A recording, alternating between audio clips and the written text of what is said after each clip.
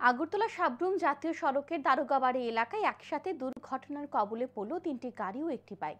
জানা যায় রবিবার সন্ধ্যায় প্রবল বৃষ্টির সময় শেখেরকোটের দারোগাবাড়ি এলাকায় TR01BF0682 নাম্বারের ওয়াগনার, TR01AH0543 নাম্বারের সুজুকি, TR06C0251 নাম্বারের ইকো গাড়ি এবং TR07C5548 নাম্বারের একটি বাইকের মধ্যে সংঘর্ষ ঘটে। বিকট শব্দ শুনতে পেয়ে স্থানীয়রা ঘটনাস্থলে ছুটে যায়। খবর দেওয়া হয় বিশালগড় দমকল বাহিনীর কর্মী ও বাধারঘাট দমকল বাহিনীর কর্মীদের। আহতদের উদ্ধার করে দমকল বাহিনীর কর্মীরা বিশালগড় মহকুমা হাসপাতালে নিয়ে যায়। জানা যায় ইকো গাড়িটি দ্রুত গতিতে থাকার কারণে নিয়ন্ত্রণ হারিয়ে মারুতি গাড়িতে গিয়ে ধাক্কা মারে। এতে মারুতি গাড়িটির সাথে ওয়াগনের গাড়ির সংঘর্ষ ঘটে। এরই মধ্যে ইকো গাড়িটি উল্টে গিয়ে একটি বাইকে ধাক্কা মারে।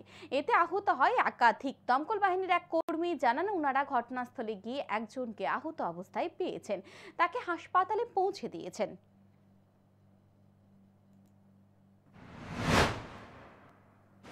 আমাদের বিশালগড় ফায়ার স্টেশনে একটা স্পেশাল কোনো খবর আছে যে দারোগাবাড়িতে একটা অ্যাক্সিডেন্ট হয়েছে। খবর পর সঙ্গে সঙ্গে এখানে গেলাম, গিয়ে দেখলাম যে তিনটে গাড়ি এখানে অ্যাক্সিডেন্ট হয়েছে।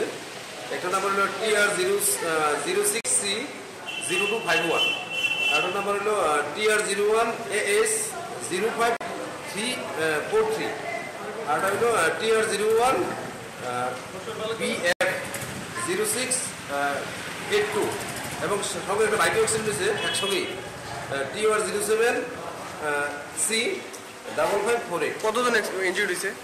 ইঞ্জিন কতজন হয়েছে বলতে পারি না, আমরা যাওয়ার আগেই লোকাল পাবলিকের দিয়ে পাঠিয়ে দিয়েছে। আমরা শুধু একজনের পাইছি, তার নাম হলো রাকেশ সরকার, বয়স 28।